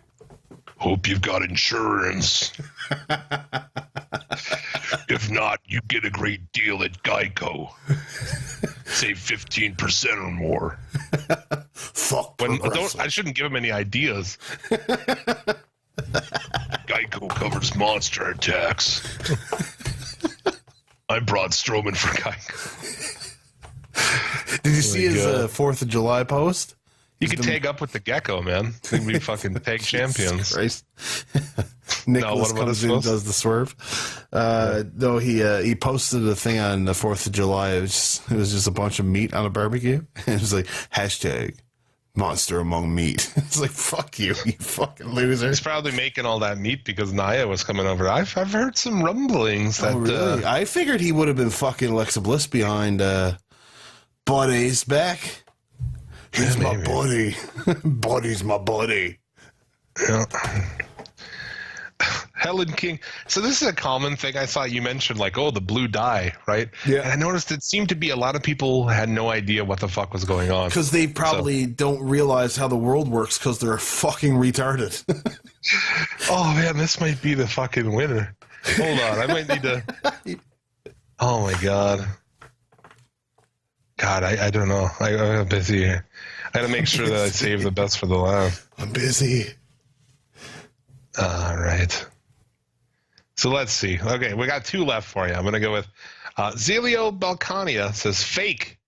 WWE bring back X-Pac versus Roman Reigns. Then all see that Roman is fake and cannot beat Brock. Edward can easy beat your fat little monster, ZZZZ. Who's Edward? I don't know. Edward Scissorhands? Because what is X-Pac's name? Sean Waltman. Sean Waltman, yep. Yeah, I don't know. I don't know. WWE bring back X-Pac versus Roman Reigns, then all see that Roman is fake and cannot beat Brock. Edward can easy beat your fat little monster. Is his name Edward? No, his name is Zelio Balkania. Man. He really likes X-Pac. Yeah. I will say he likes a guy that goes around with a fucking dog just in his arms all day long. Oh, what the fuck, man? Leave your dog at home, man. Yeah, nobody wants your fucking dog around. Like, I love dogs. But don't bring your fucking dog everywhere, man. Like, fuck. Yeah. Give me some Are peace you and Paris quiet. fucking Hilton? I got a dog. Don't bring 2. Fuck. Yeah. And this week's Mark Tank winner, Helen King, with a very short and very to the point. Since when is poop blue? Even pee not. What you just said is one of the most insanely idiotic things I have ever heard. Everyone in this room is now dumber for having listened to it. Even pee not. Since when is poop blue? Even pee not. Oh man, these people, like, they have. I don't know. Like, I'm a curious guy. I go into a porta potty. I'm going to look and see what's down there because I'm sitting on that for a shit. From there, let's talk about some of the other wrestling shows this week. We'll kind of bust through them here. 205 Live, I did watch the whole episode. I don't know if you did or not. I didn't. I'm not going to lie. I heard problem. that Buddy Murphy and Ali was great, and that's all I really paid attention to. Yep. Dar beat TJP in a minute. TJP's just on the microphone, just awful. He is. He really is bad. Tozawa defeats a jobber while Leo Rush watches. And then Rush talks, and it's like, dude, where are your parents? Oh, he's just a child. he's like 14-year-old, man. he's that guy that Chance and Rice or whatever fucked. Yeah. Very bad. And then, of course, that main event was good. I suggest going back, watch that main event. If you haven't, it was very good. I'd say it's probably the best 205 Live match yet. Actually. Oh, yeah, I would say so. It's a no DQ match. I don't know if we clarified that, but I imagine you could have gathered that by all the weapon off spots. the stairs and stairs shit we're talking about. NXT was not much of shit. No, the you had Mighty a of nice... New Year. They did, yeah. But you had a good Johnny Gargano bit too, hey? That was an upside. But they beat Dozer in a handicap match because they took out Knight. Let's get into this Dozer singles run. Here's the way to do it. Let's do it. Didn't they have him lose, though? Yeah, they did. He was by himself, at least. That's true. Against the mighty. So they're mighty. Yeah. Kairi Sane had an interview. Her English is a million times better than Asuka. Oh, dude. And she's adorable as fuck. She is. Oh. She's cute. Velveteen Dream defeats Chris Dijak. Chris Dijak is like a tribal tattoo away from being on a 2001 WCW tag team. Honestly.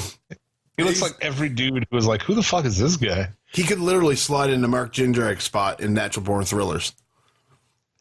Or he'd be on like a team with Chuck Palumbo or something. Yeah, that's the Natural Born Thrillers. Oh, okay. Well, there you go. Yeah, I just felt like he could be on a tag team. That's exactly it. That's so fucking funny, man. Yeah. I just throw in Mike Saunders, man. You got yourself a goddamn stable, buddy. Dream wins with a modified, like, swinging DDT. Don't tell me the Purple Rainmaker's gone, baby. Oh, it can't be. Can't be. Can't be. No way. That's originally what got me into him. Me too. You can hear that moment on this show with wherever the fuck it was. Yeah. Yes. EC3 is out for his match, and yeah, they kind of had shit where Dream walked out on him, so I expect we'll be getting to EC3 and Dream. Yeah. Which should be pretty good. Gargano defeats EC3, and pretty awesome. Gargano has become what he hates, man. Yeah, he's become Tommaso Ciampa. Fuck, this story is really good and really surprising for a WWE owned product. Yeah, and you know it's the night and day difference between NXT and the WWE. Like, if you would have 20 years ago during the Attitude Era, if I told you that WWE Developmental, aka OVW, is going to be head over heels better than main roster, I would have been laughed out of the world and probably ridiculed so much that I killed myself. Wow. And now it's truth. A good thing you didn't have the ability to see the future. Well, I was only like I was literally in middle school, so. What would this show be? It'd be Suplex City Lemons with Jim Vicious and I don't even know. Don't even know. Yeah. No Who idea. knows? it would not be as good of a show, that's for sure. That's definitely true, sir. Lucha Underground. Oh, we're going into that right fast, hey? Man, you sorry. caught me off guard. I was taking a sip of my Ray Charles Pepsi and everything. I can't find the button. Lucha!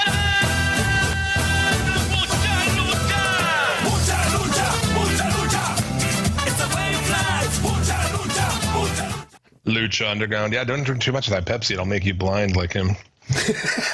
It's so good, though. They do. This episode is called Pain, Love, and Sacrifice to the Gods.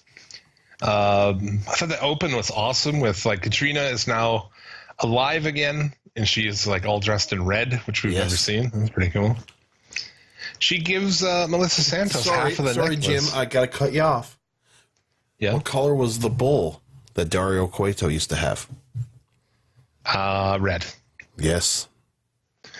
I love that you have this theory. We're going to see if it pays off. It's going to pay off. It's got to. She's got to be his mother. She has to be. Well, wouldn't Antonio know that? Wouldn't Dario know that? Yeah. Mm-hmm. Who knows? She gives Melissa Santos half of the necklace. It gives her immortality. Yeah. Like, that's quite the gift. Like, hey, you can live forever. Like, well, fuck, that's all right. You killed my shitty masked boyfriend, and I get to live forever? That seems like a deal. I mean, it depends on how much she loved him. And you know what, though? Last week, her reaction to it, she obviously didn't love him much. So, yeah, she'll take immortality. Can you imagine just being like, hey, I'm going to kill your soulmate, but you're going to get to live forever and miss him forever.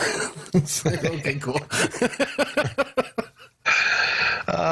Jake Strong, if you're new around here, that is Jack Swagger. Rolling Stones, baby. That was more Dusty Rhodes. Yeah. That had way too much charisma for Jack Swagger. He defeats Big Bad Steve, and this was like what I don't like about this season summed up in a match. I'm like, both these guys. I'm like, whatever. I agree. I seen Big Bad Steve, and I was like, you know what? Okay, I like Pindar, so I'll give Big Bad Steve a chance. And then it was Jake Strong. I was like, no, man, fuck this match. I saw Alvarez tweeted that like Lucha Underground has managed to get him more over in 3 episodes than WWE ever did. Yeah, it's crazy. Yeah, I still don't give a fuck. They really did though, because people are into him. Because he's what he should be. He comes in, he kicks people's ass, he breaks their ankles. He's fucking, It's Kurt Angle. Essentially, they let him be Kurt Angle. Fair, because that's what he was when he came in. He was all American wrestler. He even wore the singlet and fucking just the American flag and shit. Ankle lock. They were all the same. He was literally Kurt Angle because they lost him to TNA. Yeah. Kurt Angle without charisma and with an impediment. Yes. Yeah. Lost charisma but gained an impediment. Awesome. like seriously, who hires, like, you got a television show where you're going to have to talk, but you hire a guy with a lisp. Figure that out. If everybody has the talk, why does he have a lisp? It's because you suck at Antonio hiring people, that's why.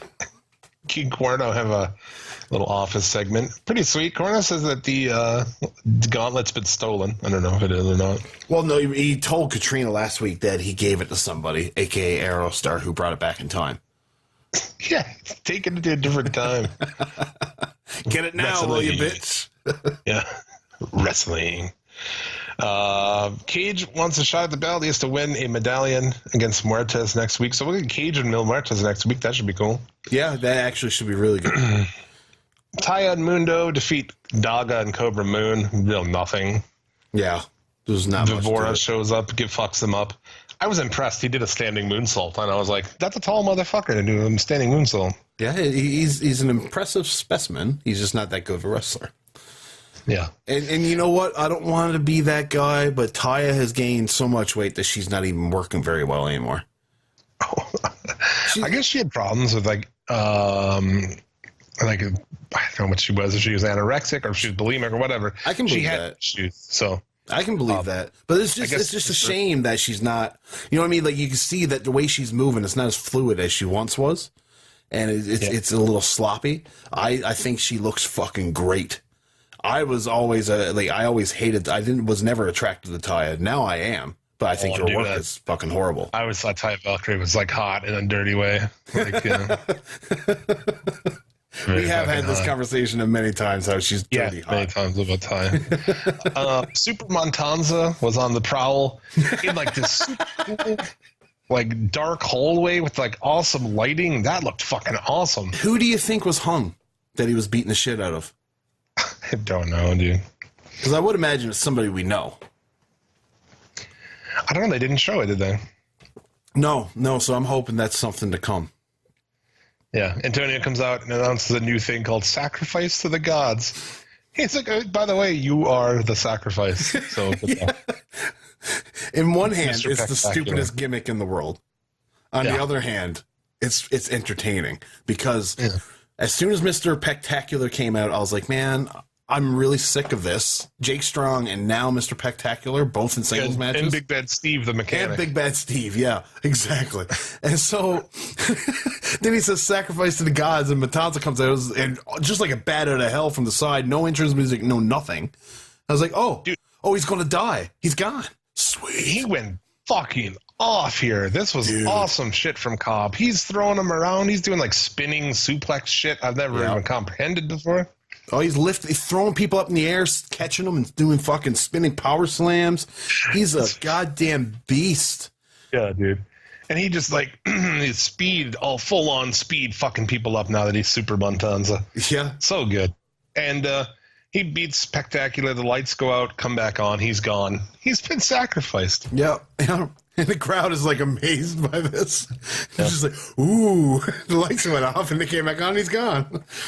He wouldn't know, but if Sabu was doing this 20 years ago.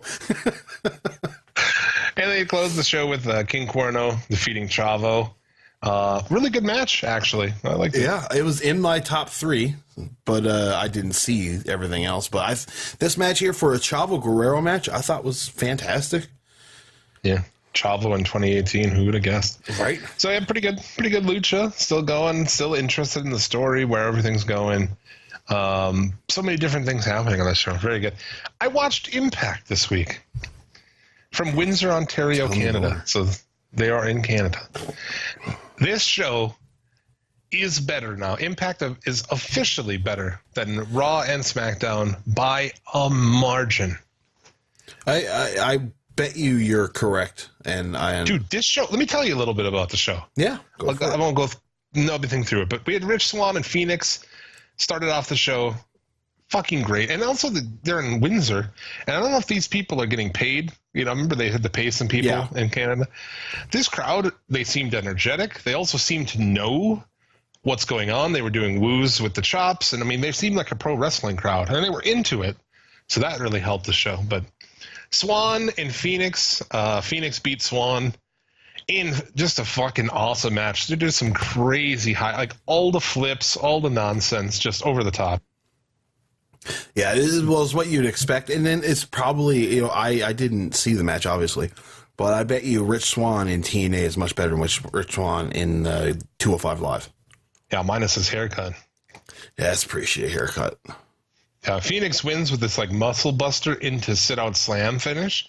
He goes from the muscle buster, spins him around into like a sit out slam. Very cool fucking move. And good shit. So afterward, the Chris attack Phoenix, and they're trying to take his fucking mask off. Pentagon is out for the save, except it's not Pentagon. He pulls his mask off. It's actually Callahan. Admittedly, I was really fucked up, but still, I was fooled. I just wasn't paying that much attention because, of course, Pentagon's coming out. Yeah, it's Lucha Bros. Because, yeah, they're their brothers, not on Lucha Underground, but in Impact they are. So, well, everywhere in everywhere else in the world, they're brothers, except for Lucha Underground. Which I thought it was a cool reveal too, like when he pulls it off and it's Callahan. It's like, that's fucking proper. Yeah, no, that really does sound intriguing, and you say that's how the show started. Yeah, because they're building to Callahan Pentagon hair versus mask coming up at the pay-per-view, because he actually did rip Pentagon's mask off, and Pentagon was able to cover up. This is like last week. So that's where they're going. Hair versus mask, classic. I love it. These two should be cool. But Pentagon comes out and does save. And I was like, oh, we're going to a 6-man sometime. Later in the show, they announced that for next week. So that's a good build. Yeah. To where they're going. From there, Falaba lost to the debuting Killer Cross. Are you familiar with this guy? Killer Cross, no. But He's is that his original name, or is that an Impact name? I think that's his name there. I'm looking him up here real quick, who he is. He is not... Yeah, I think he's a pretty new guy. Debuted 2014. 32 years old. So, yeah, he hasn't really been anywhere. He was in Lucha Underground, but he only did, like, dark matches. Oh, really? Yeah. I'm looking at him here now. I've never seen him before in my life. He was the guy who was laying people out for weeks. They'd find people laid out with like a little card on their chest with an X in a circle or whatever. That was him? Yeah, that's him. Fair enough. He comes out to red lights. Spooky. He's got... I don't want to be that guy, but I'm looking at a picture of him now on his Twitter, and he just looks like a Chainsaw King ripoff. Yeah. There's a picture on his Twitter with him with like the white face paint and shit. And he doesn't have that here. No. He comes out. He's got shades on. He's got like a long leather jacket on. Oh, he's just like shit. He's just like a tall dude. He comes out with red lights and pretty cool music. I mean, I don't know. I'm not into it, but he does throw Falaba around like pretty impressively. I am a fan of Falaba. Yeah. He fucks up Falaba, chokes him out. That's like his finish, chokes him unconscious. Then he chokes out Kilometer also for good measure, which I'm waiting for. Petey Williams saves with a chair. Why? That just seems like odd couple to me. Why is Petey Williams? Petey Williams is like the most underutilized guy on that show. Yeah, no, he the crowd damn near willed him into winning the X Division title almost in Canada. Yeah. And this is what he's doing. Cool. And his song is the Canadian anthem. Yeah. I don't get it. Why? Who cares? Like, yeah, you're from Canada. So are a million other wrestlers. Well, because that was his whole gimmick back in the day, but it's like, you know, most people refresh their gimmicks. But he's still fucking, what was it, Big Petey Muscle or whatever the fuck? I don't know. From there, they had a bunch of backstage shit. Jimmy Jacobs tries way too hard in a backstage interview.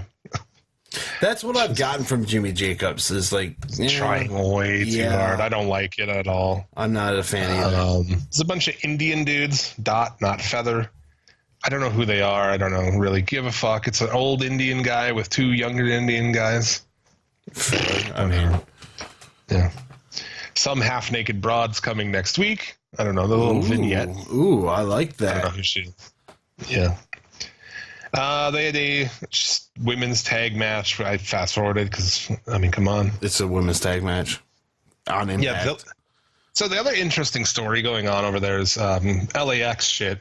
They have this great backstage. It's King with LAX. They're playing dominoes. They're talking about Conan and King basically taking his spot and all this shit. King. Kenny King? No, not Kenny King. King from old school fucking LAX, I guess. I can't remember who King is. I don't know. Fair enough. I want to Google. That's just it. I don't know who he is either. You keep on going. I was trying to see if I could figure it out. But no less. I don't know who he is. Someone please inform me. But no less. And from there, let's see. Basically, tonight, Conan's going to expose him because Conan got fucked up recently, if you remember. You mean like with the... Someone took him out, right? Oh, okay. LAX lost the belts. Conan got taken out by somebody. And then King steps in, and they've won the titles back, and they're on a roll. That's kind of where we're at here, so... But from there, we had a Tommy Dreamer fucking shit. Him and Edwards had a crazy match recently. I guess they were into a storyline where... Oh, Jim, it's Eddie Kingston. Okay. Well, there you go. That's what he is. He's Eddie Kingston, yeah. Thank you. Okay. And he has some tie to LAX in the past, I guess? Maybe. I was an avid TNA watcher back then, and I didn't see him there. It was always, to me, Homicide, Hernandez... And then one guy came in at one point in time. I don't remember who he was. Maybe maybe that was him. The angle they're doing with Tommy Dreamer right now, if you recall, I don't know, I think I talked about it here. Tommy Dreamer tried to come out. He came out with Edward's wife to the woods to basically like, hey, fuck all this shit. You're crazy. Callahan's gonna fucking kill you. You know, you've turned into a fucking monster, kind of a Gargano Ciampa sort of deal. Yeah. But now Edwards thinks that Dreamer is banging his wife. Hey, you know what, man? I was just going to say, you bring her out to the woods, look for Eddie Edwards. If you don't find me, at least you can fuck him in the woods. You know? Yeah. But it's from their match after last week, after fucking... Dreamer got busted open with fucking all kinds of shit. So he's covered in blood cutting this promo. It's fantastic. But yeah, do you know who Katarina is? No. She's...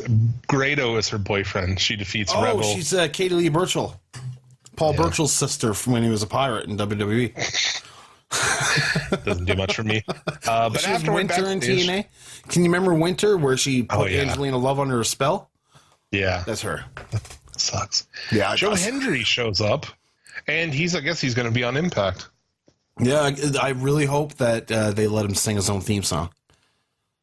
Yeah, he was singing in this little thing. It was pretty awesome. Good. That's the only thing I like by Joe Hendry is his theme songs. His entrances are good. His entrances are great. I used to like him for a while, on ICW. Yeah. Didn't he turn heel, though, at some point? Yeah, it kind of lost its luster. He's a born babyface. Yeah. Because I also like the, Hometown... What is it? Hometown Hero, yeah. Hometown Hero like Joe that. Hendry. Yeah. It's great. Cage defeats Congo Kong. Big fucking deal. But yeah, Conan comes out in King. They have this great back and forth promo, dude.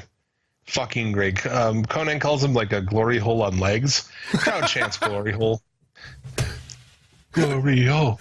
Oh, so okay, what's better? What was it, glory hole on legs or those lizards are turd cutters?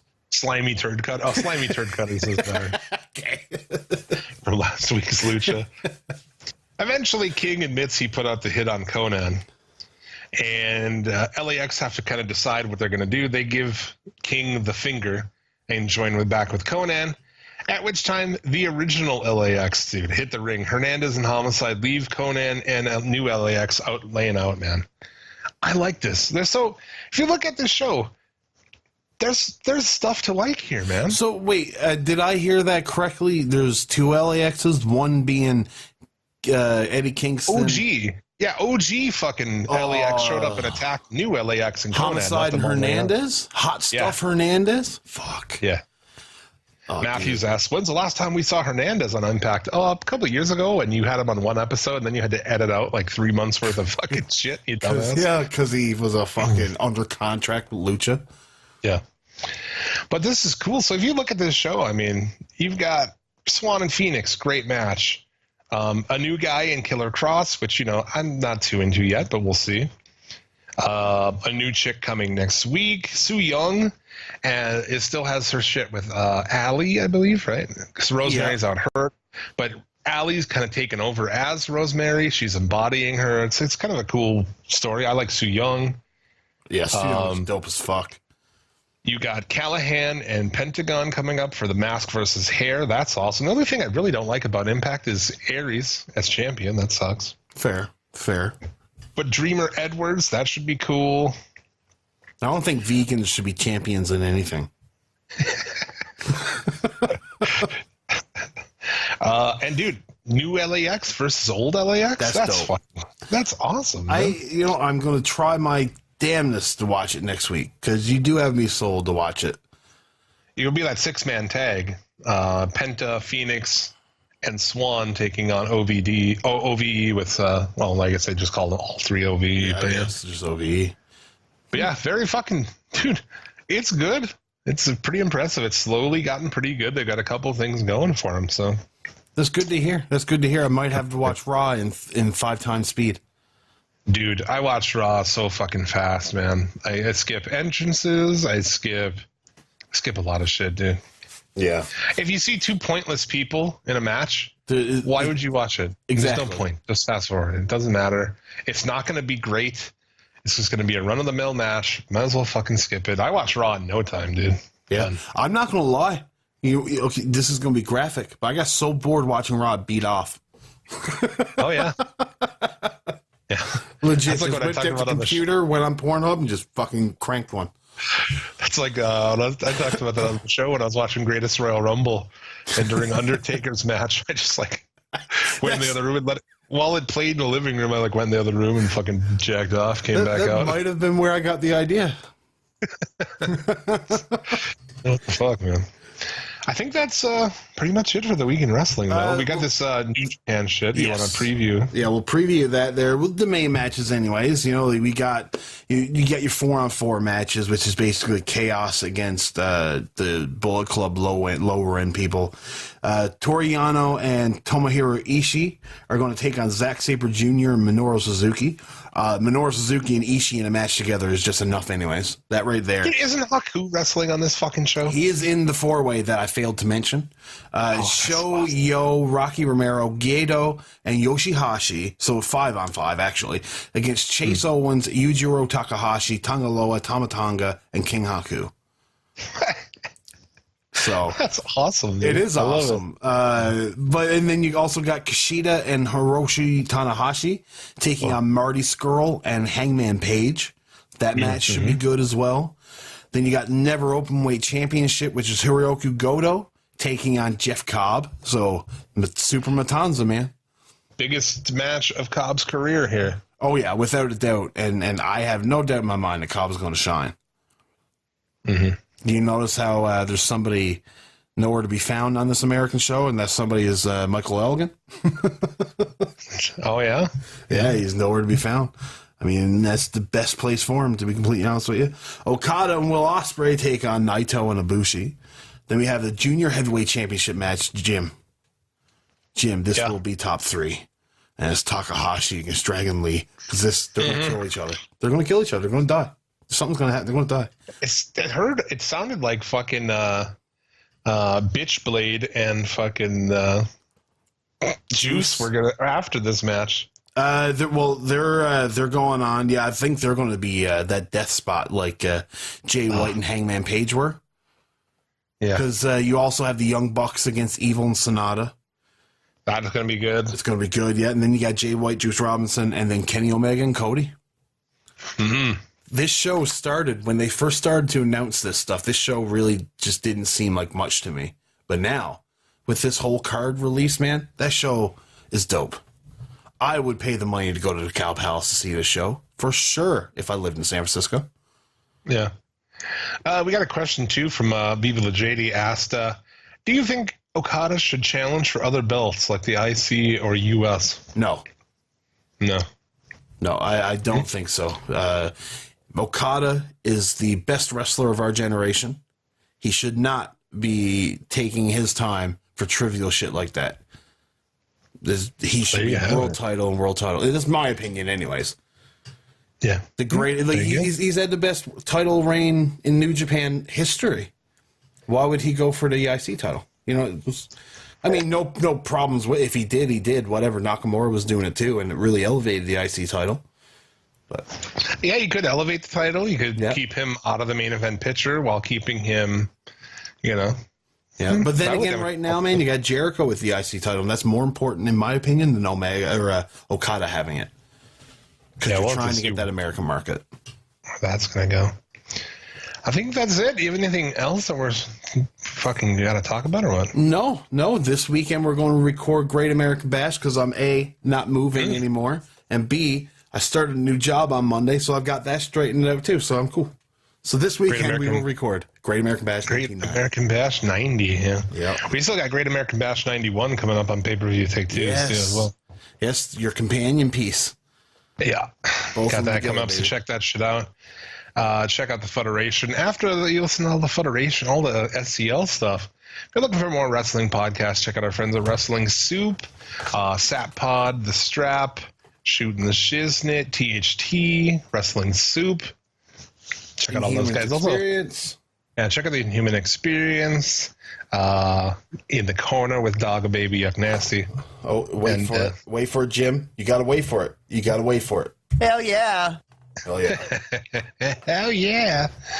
So definitely check out those people, and much love to all of them for just being good brothers, man. You know, good podcasting brothers. They are. Yeah, we love you guys. I think that's it. We can do our shout outs. Get the fuck out of here. Yeah, boy. Retweet our pinned episode on Twitter. Get yourself a shout out on the show. Like our friends Junk Club, Fathead Turtle, Sat Pod, Grammars, Bobby Anthem, Dom Homie, Smack It Down Podcast, Fibula JD, Lance Levine, because he's so divine, JC Sterling, Wayne G, Ty, Leo, J Dune, Casey Jerombeck, sorry if I'm mispronouncing your name. That dude, he's the producer of Primetime Mooney. He does a podcast with Mooney, dude. Isn't that crazy? It is crazy. It's like Jim, you know what else is crazy though? What do you hear? I set out to get you with a fine tooth. Oh God. We were singing this earlier. I think I brought it up, and like it's been stuck in my head the whole fucking day. And now you're doing your shout outs to it, baby. Jared, the